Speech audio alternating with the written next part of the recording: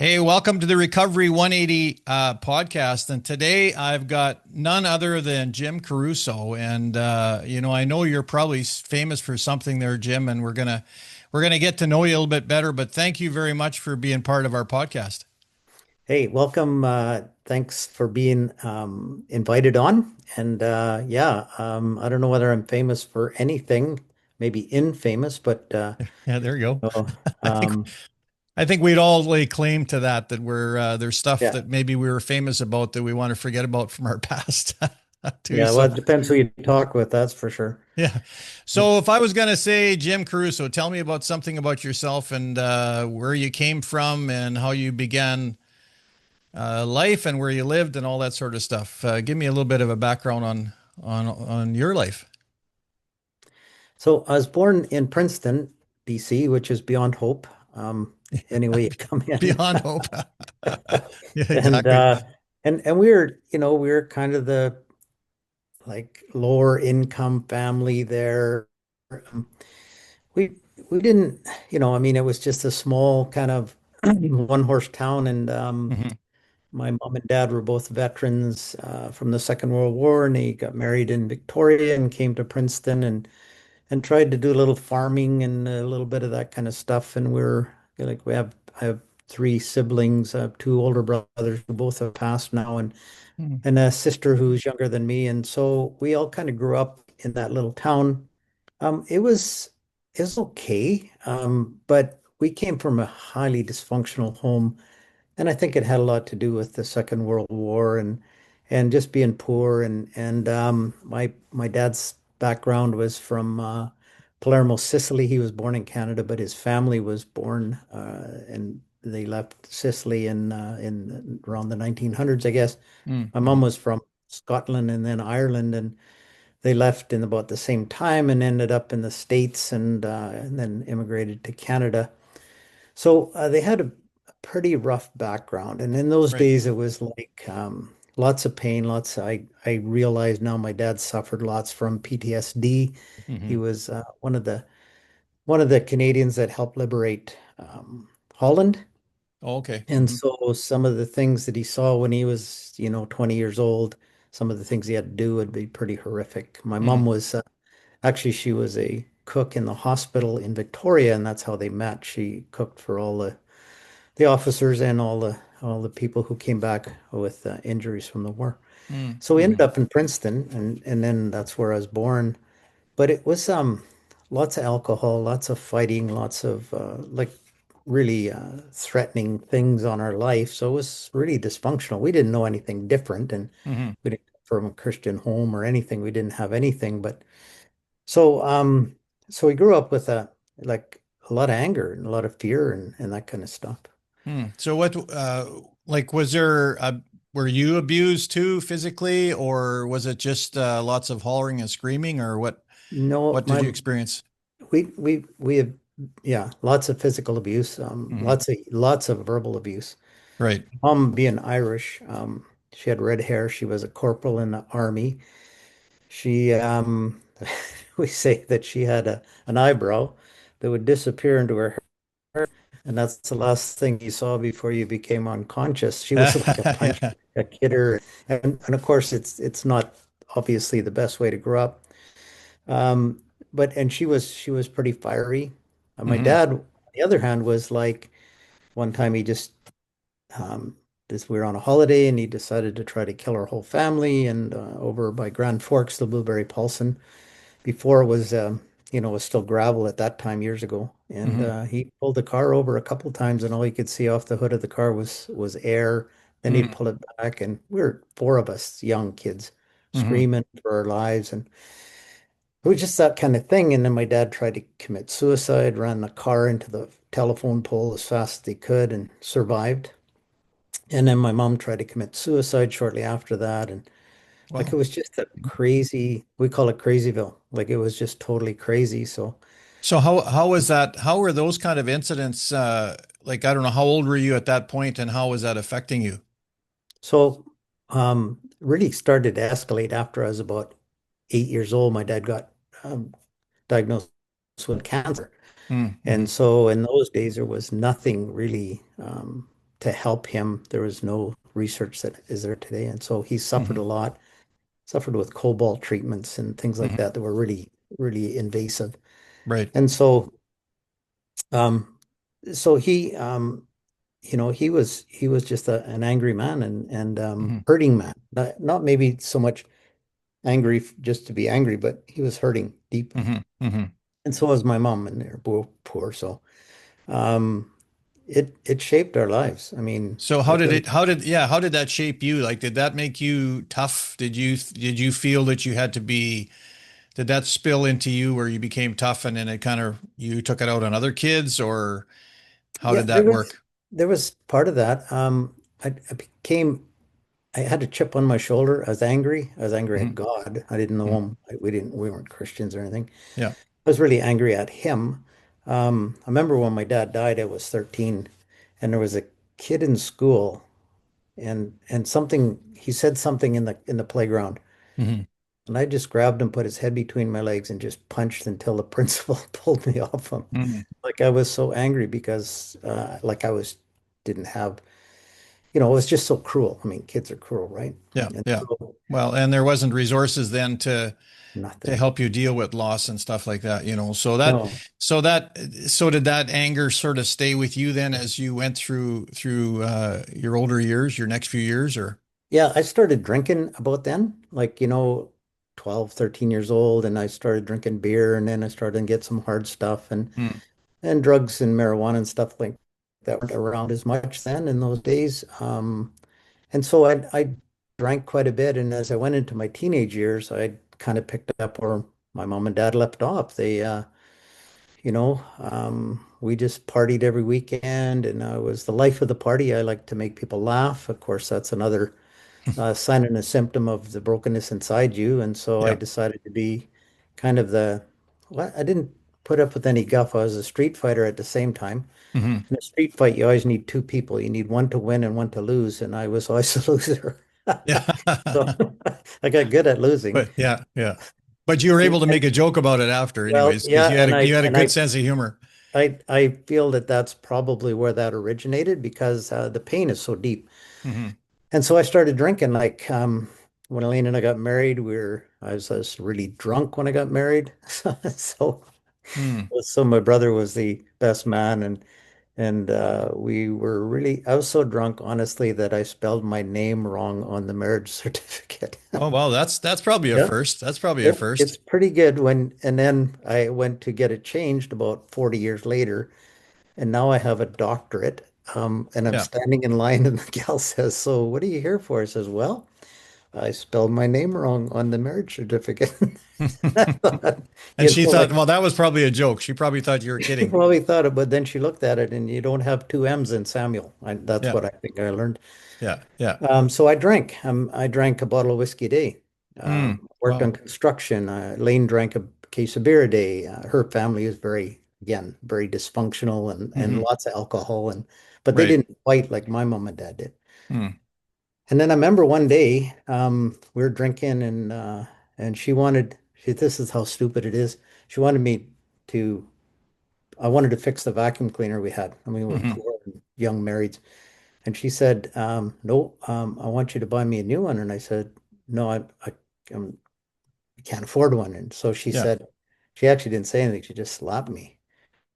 Well, I put her up against the wall with my fist in her face and my hand on her shirt. And I mean, she'd never seen any kind of violence like that. And I opened my eyes because that's how we dealt with stuff in our home. We just Hmm. punched out and so I just opened my eyes and realized that, hey, this is not good. This Hmm. this is Hmm. my partner in life, and this is the wrong way to live. And so I never laid a hand on her ever, ever Hmm. since. I didn't do anything that day, but except scared her pretty badly. Hmm. Um, I didn't get any help. I mean, I just kept drinking, and then we became Christians, and it was because of a drinking buddy of mine who became a Christian. I Hmm. could trust him. I could trust a drinking buddy who changed his life. Yeah. But he really loved me. And so my pastor gave me a list of things now that you don't do. you don't go to dances, you don't go to parties, you don't drink, you don't, and it was like this list. I wish I would have kept it because it Hmm. was bizarre. Pretty extensive, was it? Yeah, it was really, and he's a Pentecostal guy, and Yeah. so um, I just said, "You want to bet?" And so I drank for about a year and Hmm. after.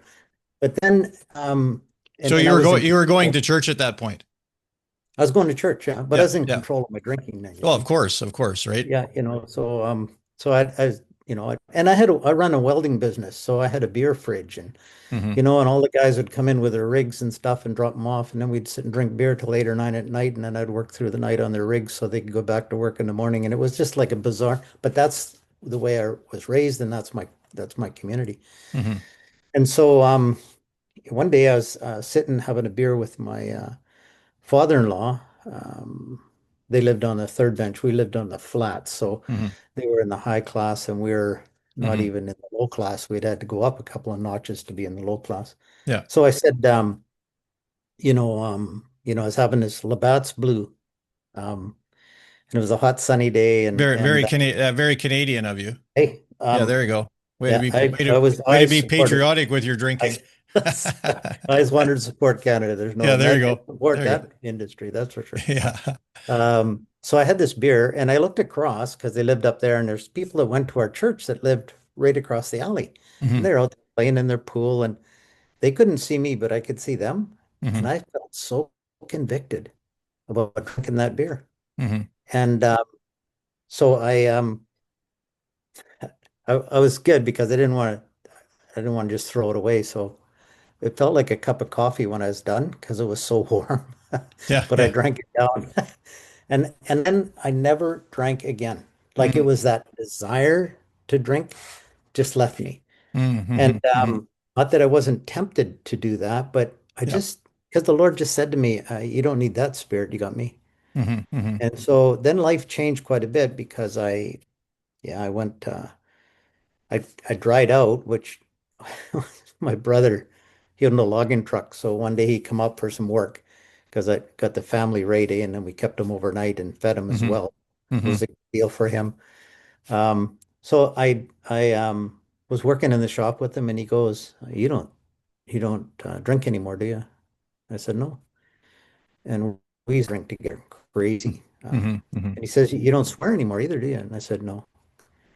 And so then he didn't know what to say. And I said, so actually, I should be dead, right? Because I don't have any vital signs. Yeah, You yeah. know, those Yeah. are, those are the two things that told you that you were alive. Yeah, yeah. Um, and then God just started to transform our life from there. Mm-hmm. So earlier on, when you became a Christian, how did that come to be? Like you said that, excuse me, it was a trucking friend or something like that that said Drinking, something to yeah. you? Well, the guy I worked with at the mine, the guy that used to drink within the bars, and Hmm. so it's interesting. He's a diabetic, and he went blind. Elaine and I had gone to the Yukon and worked up there, and actually we're on construction. We got run out of town because we drank so much. We got Mm.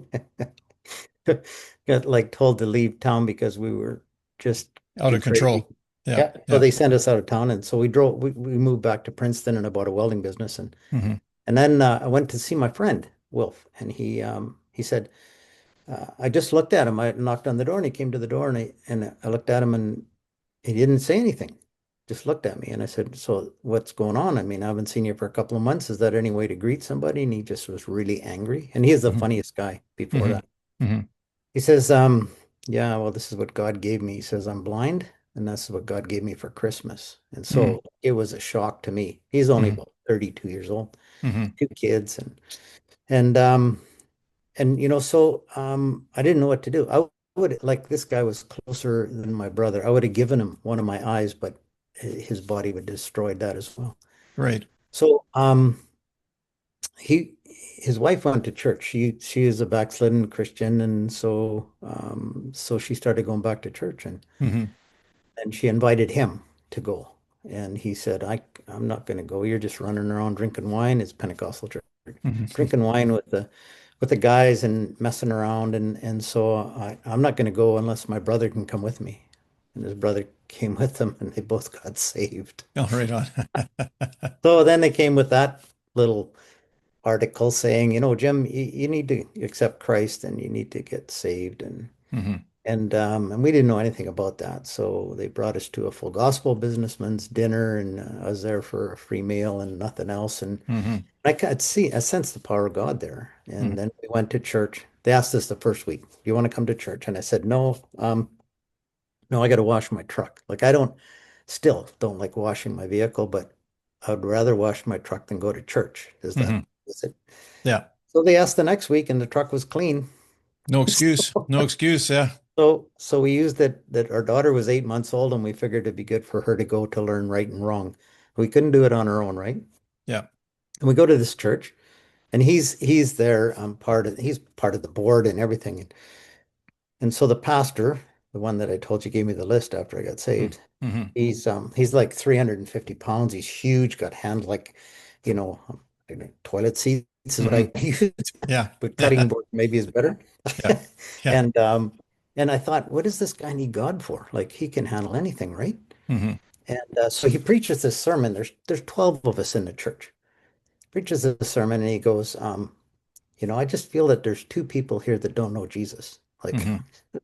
this is not a Holy Spirit moment Yeah. um, for him, And or this is but this is for a us it small was. church, and there's only a few of you there, and you know that it's probably you and your wife, right? That he's talking It, about. we, well, we kind of thought because probably the other ones were his family and the board members and their Yeah. families. So, Yeah. but we didn't think about that because the Holy Spirit spoke to both of us and we got Mm. saved, filled with Mm. the Spirit. And then our lives changed. Like, like I said, I It's kept drinking after that, but I mean, it was a whole process. so let's go back to that time then when all of a sudden the beer is done, you're moving forward, you feel like that God is really starting to take your life. Like what direction did things go, work wise or career wise or whatever from that So point on? I had this welding business, which was doing really well, and I enjoyed it. I'd go to the bush and work on logging equipment. I would do pipelines and gas lines and stuff like that. It was kind of fun. A local kid makes good kind of thing. Hmm. And I had a shop and all that kind of stuff. And I worked on the ambulance service and the fire department, and it kind of got under my skin. I was a volunteer, and so I really enjoyed the whole thing about first responders. So Hmm. they brought on a course in town there to train us to be better paramedics and stuff and certify us to a certain level. And so it was good. They paid us to go there for 2 weeks Hmm. and um and then after a while I just felt God said that I'm gonna be a paramedic in the next year. So Hmm. I told, I was born again into this word faith movement. And so God tells me something, I tell everybody else, I'm going to be a paramedic. Well, Yep. this one guy said to me, one of my old drinking buddies says, "So how's that going to happen?" I said, "Well, my dad owns the ambulance service." And he goes, he knows my dad passed away and we never had 2 nickels to rub together. So we're not owning the back anything. Hmm. And I just said, yeah, well, I believe that God's going to open the door. And sure enough, I mean, a year later, I sold my business and called into the ambulance service, went to Victoria and trained there, and my life changed as far as career-wise, and it was phenomenal because I was able to help people do things in their lives, bring some comfort and maybe sustain their lives with some of the protocols that we did. So it Hmm. was like you were the 6 o'clock news. It was awesome, and I did that for 5 years, full time. So would that have been seen as sort of like that rush that was replacing the addiction and the alcohol, or did you feel that that was just something that God was just placing you in to give back? Yeah, it's a good connection because the whole adrenaline piece from Hmm. being highly dysfunctional Hmm. to going into dysfunctional situations. Like I kind of got bored if there wasn't blood on the floor kind of Yeah. thing. Yeah. And Yeah. so working at part-time was okay and working as a welder was fine and in the fire department and stuff. But I just really wanted this. And I felt called into it. Hmm. So for 5 years I had opportunity. I wasn't much of a witness because I was pretty embarrassed being a Christian amongst that clientele because they're professionals and they just shred you. I mean, they're shred. I used to think that, Lord, get me out of this working with loggers and truckers and miners and all this kind of stuff and get me with some professionals because they'd be Hmm. different. Mm, Well, mm-hmm, it takes about seven truckers and two miners to make one paramedic. mm, In my mm-hmm, day, it was like they were the toughest people, really, because of what we see and what we did. mm-hmm, And so they'd shred me, man. They mm-hmm, just would shred me. And so I didn't witness. And one day I went home and basically I was just like embarrassed and ashamed and upset. And God says, you don't have any jam. You don't stand up for me. So mm-hmm. stand up or get out of the way kind of thing. That's what he Right. kind of told me. Yeah. So I went back and I started witnessing and I worked with 60 different people there in Mm-hmm. over those 5 years. And God opened doors, so I was able to lead 12 of them to Christ. Oh, right on. And then patients that were in situations, I'd pray for them. Some people who were, as the last person to talk with them, to hold them, anything, Mm-hmm, and I was mm-hmm. able to pray with them. And so the door really opened. It was Yeah. it was So, amazing. yeah, no doubt God had a plan there. And big Yeah, step from welding to being a paramedic. But yeah. when you know it's God's plan, right? And so how many years did you stay in that? Because you all of a sudden went and got highly educated, Well, that's I why I'm did. so honored to talk to such a highly educated person. Yeah, yeah. Well, maybe that'll change by the time we're done. Yeah. Um, I 5 years to the day I worked there, but about a month before that, I did a call where there was a woman who tried to take her life. She had a 4-year-old boy.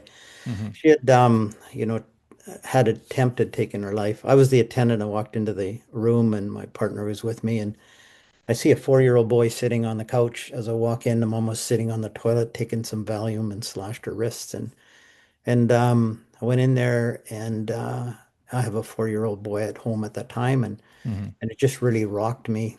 Here she was. Um, the Valium helped slow everything down so she didn't bleed to death. And so I remember taking her wrist and bandaging it up here, but there were scars from this right to her elbow on both sides.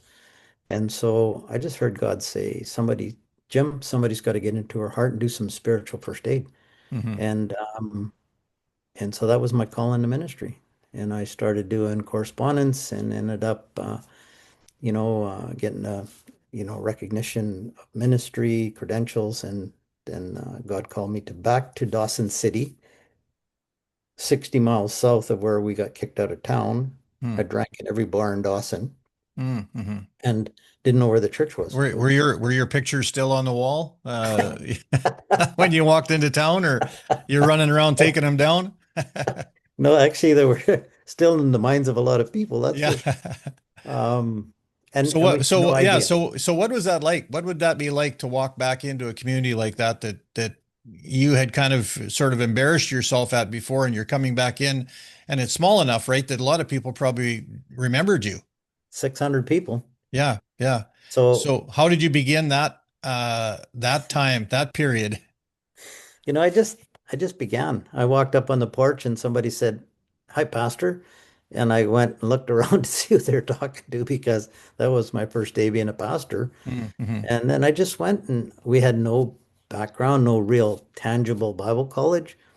Um, we just went and did Mm-hmm. what God wanted us to do. We loved people and cared for them. And so we were there not maybe 3 weeks, and the first couple that came into the church and accepted Christ was a drinking buddy of mine from 10 years ago who who now was born again and his wife was born again and now he is on the board because there's nobody in our church. Yeah.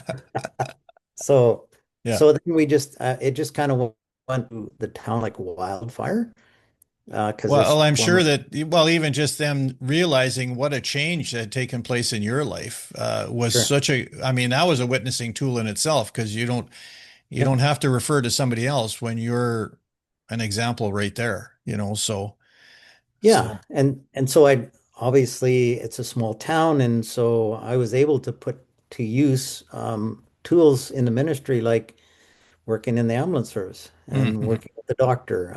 Because it's a small town, I was able to be on the fire department. I was also able to, there's construction guys there, so they would phone me up and say, hey, can you come down and weld the tooth back on our excavator bucket because we ripped it off and it's just 3 blocks away. So I'd put coveralls on and go down, and that was my pastoral visit. We had Yeah. gold miners there. I'd go up for a day with a lunch and weld on their their trommels and everything, their loaders and stuff like that. And that's how I ministered and Mhm. preached on Sundays and cared for people. And it was just Yeah, well, you probably had some of those guys come to church that maybe wouldn't have come to church otherwise. totally, yeah. Yeah. And we built relationships and that was the thing. It was just relational. The whole thing was relational and so we had some of the toughest Yukon people in the world, Hmm. to the door and say things like, I said, come on in. No, I can't. If I stood on that carpet, it'd catch a fire. It's like, well, we can put Yeah. it up, Yeah. you know. But we did have great opportunities with trappers and yeah, it Well, was we it talk was rich. we talk about that in the coaching field that you have to build relationship before you get to trust. And once you build Totally. relationship and you get to trust, then they'll open up their heart, right? And so, Yeah. yeah, that was an amazing period. How long did that period of time last? How long were you guys up there We for? we actually laid 3 years is what we're up there for. Hmm. And then we realized that like it's huge, lots of alcohol, lots of abuse, lots of stuff that I experienced as a child. And there was a large First Nations group in the community. And so there was all sorts of suicides and everything like that. And we both knew that we were not equipped. We had 3 years of Bible college and no counseling Hmm. but Hmm. also had this, being a first responder, I had all this kind of training so I could go into a traumatic situation, but not much, well, not much, no self-care really. Hmm. Um, So and so you were busy taking care of everybody else, but there was nobody there to take care of you. exactly, I Yeah. wasn't Yeah. taking care of myself either. Yeah. Like, Yeah. and so, God just spoke to us. Yeah, like he speaks to Elaine and I quite often, and he spoke to us and said, through it, this would be crazy. Maybe I was up in the Yukon too long, but we actually had an angel come and speak to us about the things that we'd talked about in our own lives, Hmm. in our privacy of our own lives, I was saying. And he said, one day you and Elaine will walk alongside broken churches and broken pastors and broken people and you'll go and minister this message in different places in the world. We're in Hmm. Dawson City. Nobody Hmm. knows who we are. And I Hmm. have 3 years of Bible college. And I'm thinking, yeah, like, kind of like Sarah in the tent, you're gonna have a Yeah. baby. Sure, sure. That's Yeah. really Yeah. funny Yeah. because it was impossible, right? So I look at it now, 40 years later, we've traveled in the world, we've taught this, we've been 4 years with our district doing this crises conflict resolution stuff. Hmm. We've pastored 40 years and done trauma counseling. And so and then like you mentioned, I did get a master's degree, which was interesting because it usually takes 5 years and I took a 5-year program and jammed it into 15 years. Well, there you go. Well, you got it done at least. Well, I did, yeah. But actually, they said you have to finish this cruise, so because we don't have any more tracks. We only have 3 tracks. They're 5 years each.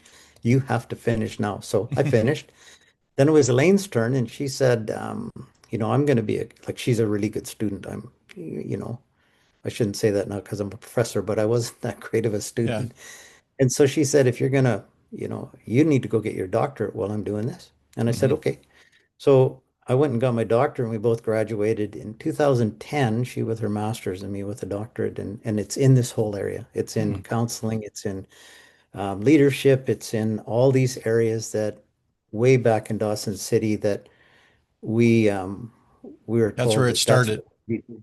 Yeah. And then for these 40 years, we've got all this experience in that, and it's just great.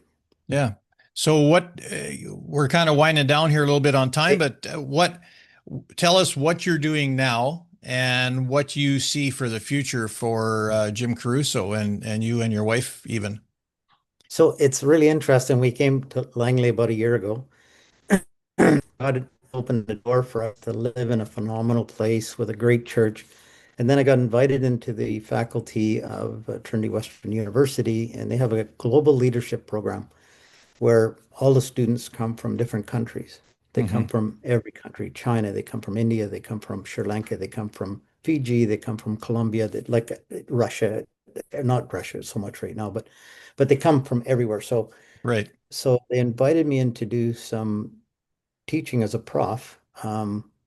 in this program. And so I get to teach on leadership, values, and ethics and value-based leadership. I have this last semester, I had 75 students between two classes, and we were Wow. able to connect with them in a way that some of them says, we'd like to come to your church. These are Mm-hmm. Muslim people. And Mm-hmm. and so we want to come and check you out. So I said, sure, and so they Yeah. came to CLA. And then after we had them over to our house, 14, sometimes 15 of these students and at our table, and we talked and we, talked for 3, 4 hours. And some of them weren't saved at the time. And two Mm-hmm. weeks later, I get a text from the chaplain who's connecting with all these kids, and here they are. They're getting saved and Oh, baptized. nice. So, Who so would it's a have ever wonderful who thing. who would have ever thought Not in a million years. where the start that you got in life and where you're at today, and you're not done yet. You're just getting rolling now, you know. We're just at the pinnacle of what God's doing. We get invited into this. We did travel to Ukraine and Poland and Tanzania and Zanzibar last year. Hmm. Peter Pollock from CLA. We're not quite sure what we're going to do in that field, but we probably are going to hang around because the world is kind of coming to Langley here, and we have this great opportunity to connect with, all these new students, and it's Mm, interesting because they're all from some type of colonial impacted countries or mm, hmm. dictatorships or communism or whatever, and they're here, and I'm the only white guy in the classroom, colonialist. And so I get this opportunity to minister to these wounded people from their countries. Their parents went through all sorts of abuse. And So are you able to, when you're teaching students like this, to be able to share your story? Is that part of your program or? that's all it is. It's Yeah. just sharing my faith, sharing my stories, praying for them. I have students come up to me after and say, can you pray for me about this? One Hmm. student came up and she said, I think he or she said, my transcript's held up in my home country and I can't go further until I get my transcript here. Hmm. So I prayed and I went the next week and she said, nothing, there's nothing here. I Hmm. said, well, just wait. And then the next week I went and she came running up and saying, it's here. And I Hmm. says, hey, Jesus wants to look after your transcripts and all that kind of thing, but he really wants your heart. Yeah. And Yeah. and I just leave it at that. So it's wonderful. I tell them about how faith, these kind of stories, and yeah, and that's the freedom I have uh, to do that. I Mm. said, so we do here as a prof, and they said, look, you pastored for 40 years. If you can steer that ship, you can steer this one. So, Yeah. so I do, and I have great times. Oh, that's great. Well, I'm going to give you the last word to challenge people that are listening or watching, however they're viewing this podcast. Like, what sort of encouraging words or challenges would you have for people of today, whether it be students or your neighbors, even? I mean, we're living in a pretty crazy world right now. Like, so what would Jim Caruso have to say that would encourage me today? Well, scripture says, and Jesus said this himself, he's the same yesterday, today, and forever. And that's more than just a mantra that we could say. He's actually who he is, the relationship with him, relationship again, but just to know him, not a church, not an organization, but to know him and then trust him with your life. Um, Mm-hmm. Trust that he'll speak with you. Like you're that important. Do you have value, purpose, and worth? And God has a plan for your life. You might not even think of it. I didn't have a plan for my life before I knew him, but he had a plan for my life. I'll just throw this in. My mom tried to abort me before I was born, and I know that God intervened there, and because he had a plan for me. Mm. So, whatever, please, anybody listening, know how important you are to God and connect with him and find out what an awesome relationship he wants to have with you. Well, great closing words for us. And I just want to thank you, Jim, for being part of the Recovery 180 podcast. And I look forward to seeing you around at Recovery Church and various Bet. places. It's great to have you in the back door. I'm sure I'm gonna maybe learn something from you one day. You're gonna, I just love hanging out with somebody who's a professor and a doctor. Maybe it'll rub off, a little Oh, bit on me. yep. So, It's rubbing off on me. yeah. All right. Well, I thank you love very it. much for Okay. being part of Thanks. this, and I hope that you have a great remainder of the week. Yeah. Thanks for inviting me on. All right. Bless you.